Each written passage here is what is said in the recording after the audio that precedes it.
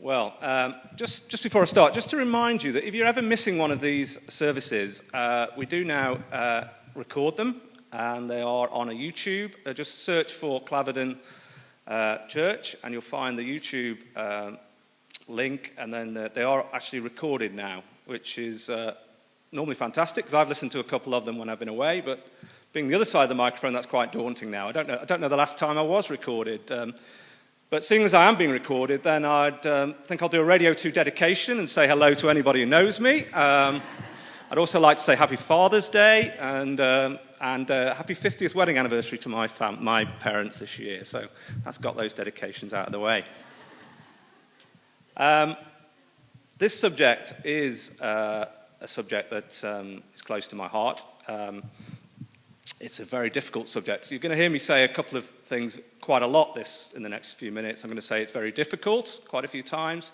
And I'm also going to say we need to be ourselves and we need to be authentic. Whatever I'm going to say, you need to remember it's difficult, but we do need to be ourselves and authentic. I don't stand up here as any sort of expert on this matter. The number of times I've failed to share my faith with people when I should have done is, well, I need lots more fingers on hands to do that. I'm not proud of that. I'm not being falsely humble about it. I'm not proud of it. It is just difficult. I know it's difficult. And when we look at a passage like the Great Commission, we all know it, and it doesn't really make us feel any good looking at it, I don't think. It's there. It instructs us. It doesn't actually tell us to share our faith. It tells us to share the gospel. But I think the days of just going and saying what the Bible says without any applying it back to ourselves in the conversation have gone. You know, people want to know we're authentic. People want to know how it's affected us. People want to know what the gospel means to us. And people want to see it in our lives. So the Great Commission, go out, preach the gospel, is really important. But it doesn't help us tell us how we do it. And it's not designed to make us feel guilty. If you leave this service today feeling guilty about not sharing your faith, if indeed you have a faith, then again, I won't have succeeded today. But we do know people who are very good at sharing the faith. This chap here, John Sentamu, seems to be an absolute natural at it, doesn't he? I don't know whether you saw him on the One Show a few weeks ago, just dropping Jesus' name into the conversation just willy-nilly, very easily. And apparently he's on the Radio 5 tonight, on the John Pienaar Show, which is a politics show. And if you listen to that, just listen to him, and I will give you a £5 note if you don't hear the word Jesus in that conversation. And it's a conversation about politics. He's brilliant at it. I don't know whether you watched the Europa League final, but this is David Luiz, or Louis, I don't know how you pronounce it. And after winning the Europa League, he obviously changed his shirt from the Chelsea shirt to a shirt that says, I don't know whether you can see that, it says, I belong to God. That's quite a statement, and none of the commentators picked it up, but it was there. I don't know how many people in the world were watching the Europa final, probably hundreds of millions, and the guy was sitting there. I was standing there, he went up to collect the cup, and he got, I belong to God. Now, immediately, what have those two guys got in common? Well, they're not a white British, they haven't got the white British reserve. One's African-born and one's Brazilian-born, and we're generally British and we're reserved, and it's all right for them, but they don't understand our culture, do they? It's great for them. But why can't we do it? In my life, there's a few people that I've found have been really good at sharing the faith. There's two people here. One of them, you might recognize both of them. One of them is the Reverend Canon Michael Green. He's 80 years old, and he's the author of 50 books, an evangelist, amazing guy. And the other is my friend Sandy, who came and preached here in May 2010. You may remember him because all your dinners were burnt after he'd finished, because he preached for 50 minutes. But the Reverend Green is an incredible guy. He's 80 years old, and I'll just tell you the story about, we went on a mission down to Cardiff for a weekend, and I felt pretty smug with myself, because on the Friday night, I'd done a little bit of an evangelistic talk in a bar. Sounds very grand, but actually it was full of Christians, so it was easy. And then on the Saturday, I went to church 3 times. I gave my testimony. But on the Sunday night, we were on the train back from Cardiff, and this 80-year-old man who loves the Lord with all his heart wanted to have a post-mortem on what had gone wrong, what had gone right. I thought, do we have to? So anyway, we're doing that. And out of the corner of my eye, I see this Sikh ticket inspector walking down the corridor, and I thought, I know what's coming here. And this man, Reverend Green, he opened his arms and said, isn't it just wonderful to be sitting here with my friends sharing the Lord? And he said this to this Sikh tickets inspector, and I was going, oh, how could you do that? But I knew he was going to do it, because that is just who he is. Anyway, I bumped into the ticket inspector afterwards, and he said to me, it is absolutely fantastic in this country to hear somebody sharing their faith like that. And if anybody knows Sikhs are really open and approving of people who are sharing their faith. So really, really great example of just going out there and living our lives. By contrast, if anybody's been to the new Wembley, you can't see it, that's Wembley Way, and you come from the train station and you walk down Wembley Way, and you can't get off it. It's all barricaded off. So you're captive till you go from Wembley Way to Wembley. And we were going to an England-Egypt match, and there's a man with a megaphone standing above us shouting, turn away from your sins, and all this sort of stuff that we're quite familiar with. Now, I'm not going to comment on whether it was good or not, but perhaps it wasn't as effective as it could have been, that approach these days. But at least the man was out there with courage. I've shown this picture a couple of years ago. This is my grandfather in the 1930s cycling around Britain with a poster saying, Christ Jesus came into the world to save sinners. I suspect if we did that these days, that wouldn't be particularly effective either, would it? And I don't know how effective it was in the 1930s. But the one thing you can say about my grandfather is he's completely authentic, was completely authentic. He lived his faith, and one of the main reasons I'm standing up here today is because of the example of this man. So he wasn't a good evangelist. He was a much worse speaker than me, which is saying something, and he was not good at communicating his faith, but he was fantastic at living his faith. And I thank God for him every day. So those are the people going out talking about their faith. St. Francis of Assisi is alleged to have said this: preach the gospel at all times, when necessary, use words. So that's the other side, which is to say, well, I don't have to speak about my faith. I'm just going to live my life like Christ, and everybody will see Christ in me, and I won't say anything, and that'll be great, because Christ is in me, and it'll just shine out of me. And this little chorus that people will know winds me up a little bit. It's a beautiful chorus, and I don't want to go into the theology of it, and I'm sure it can be explained to me, but the last line, I'll say, Jesus bids us shine with a clear blue pure light, like a little candle burning in the night. In this world of darkness, we must shine, you in your small corner and I in mine. Now, maybe I'm misinterpreting the words, but that idea of us being in our small corners, in some ways we do live in our small corners in the world, but it's kind of says to me a little bit that there's a lack of ambition there. We're just in our small corner, and we need to deal with our small corner and not get out into the world. So, those are the two extremes, the Wembley way of the megaphone and the idea of preaching the gospel at all times, but just not using words, just the example. And I think which approach is valid? I think sometimes it is valid not to talk about our faith. There's people in my family who Caroline and I have decided no longer to share our faith with, because actually I think they believe we're preaching at them, and we've decided that we will no longer talk about our faith. We will try and live our faith. But equally, we have friends that we helped once, and we helped because we wanted them to experience God's love. And I got to the point where in the end I asked them, do you know why we're helping you? And they had no idea. They just said, it's because you're our mates.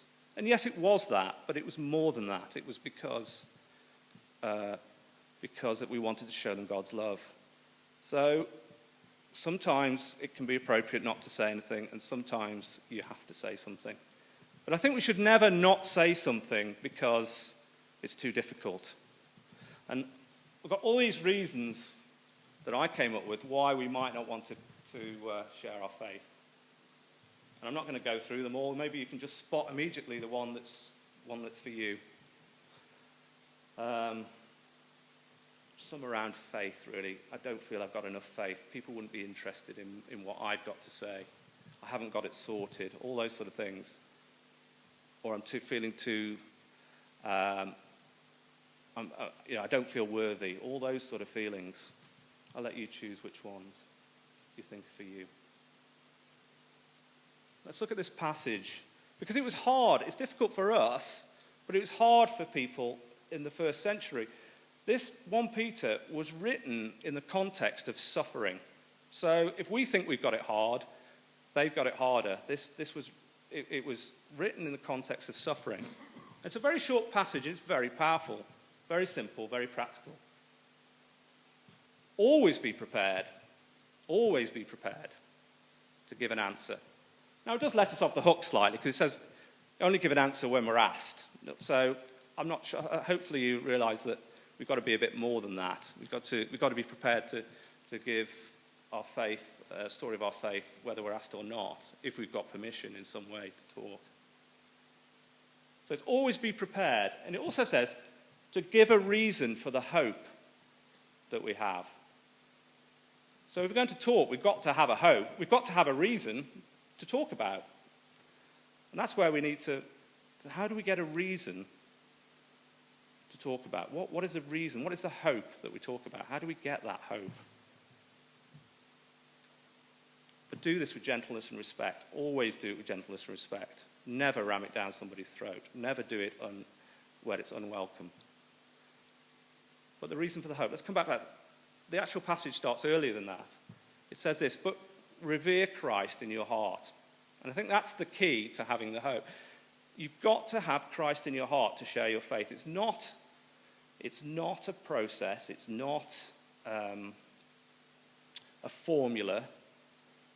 You've got to have something to say. And the only way you've got to have something to say is to know Christ. So we've got to try and get closer to Christ. And that will give us the reason for the hope that we have. I want to give you some practical examples. Alistair's going to come back in a bit and we're going to do something practical. It sounds a bit scary, but I'm hoping we'll be fine with it. I'm going to have 3 practical ideas that I found helpful.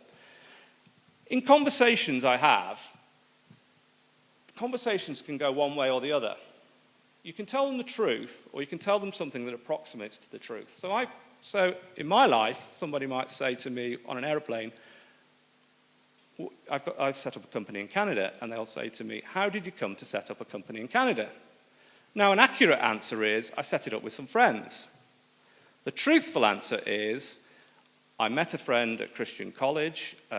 We decided to set up a company. God joined us with another man in a car park in Canada. 3 months later, we're in business. God has blessed our company, and we are running our company on Christian principles. That's the truth. The other one's slightly insincere. Another one would be, what have you done this Easter? Well, I've often said I've gone to the east coast of England for a holiday, when the truth is I've gone to Butlins for a Christian festival. Now, I asked my daughter which is more embarrassing, Butlins or a Christian festival, and she says Butlins first, Christian festival second, so that was good.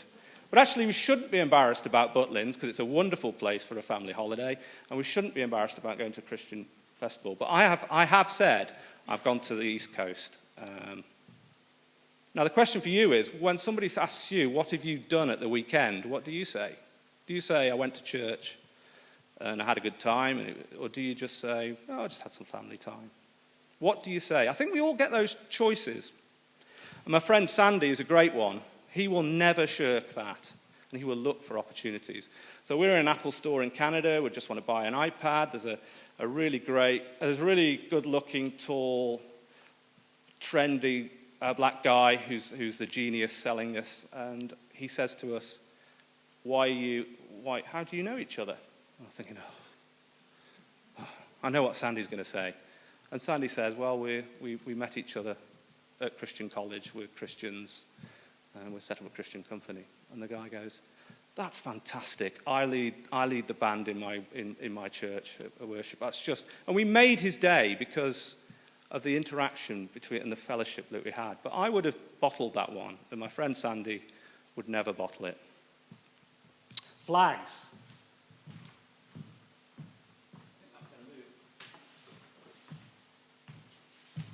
Faith flags. Faith flags are where you drop into a conversation something very genuine, very appropriate, that indicates you're serious about your faith. Okay, so it doesn't have to be where you hear somebody saying, oh, I'm really good friends with Jack, and you go in and say, well, I'm really good friends with Jesus. Yeah, and then you go like that. Would you like to know about him? Yeah, that's not a faith flag. Faith flag is saying something really genuine that's really appropriate, like, oh, that's a real blessing, or I'll pray for you. Or I had one a couple of weeks ago. I had the dubious pleasure of going on a school trip for 3 days and helping the school on an outward bound trip. And they were doing quad biking. There was only one quad bike, and they had to queue. So I just said to them, you know, it says in the Bible, the first shall be last and the last shall be first. I think that's what it says. That's what I said. And one of the girls said, do you believe in the Bible then? Do you believe in God?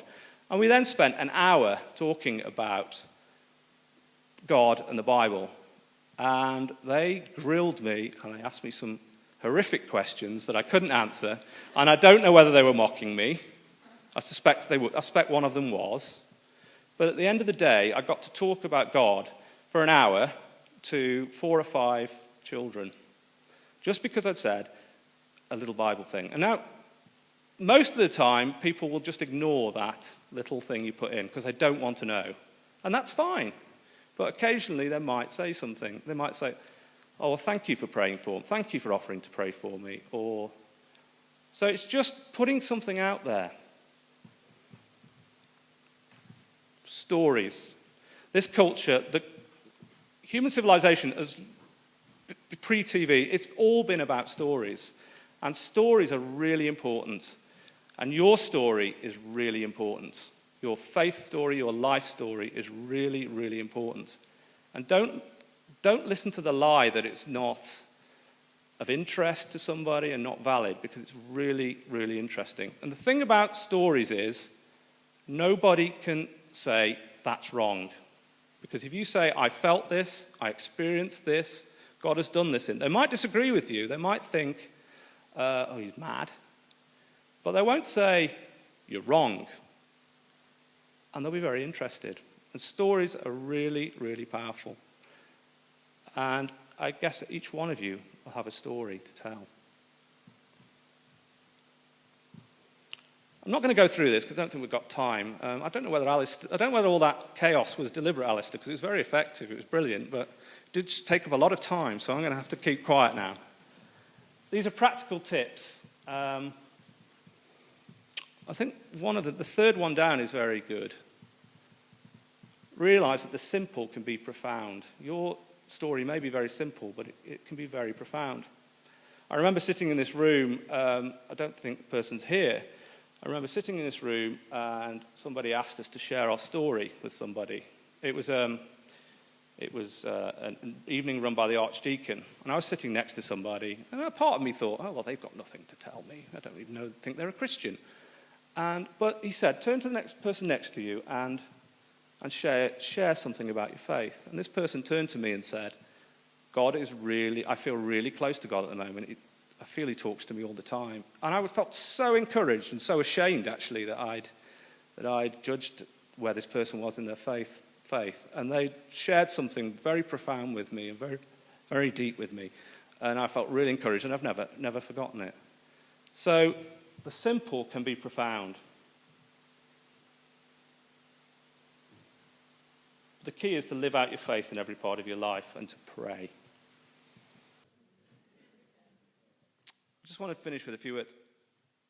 The world needs Jesus Christ, and we shouldn't live with the lie that the world has moved on from God and from Jesus.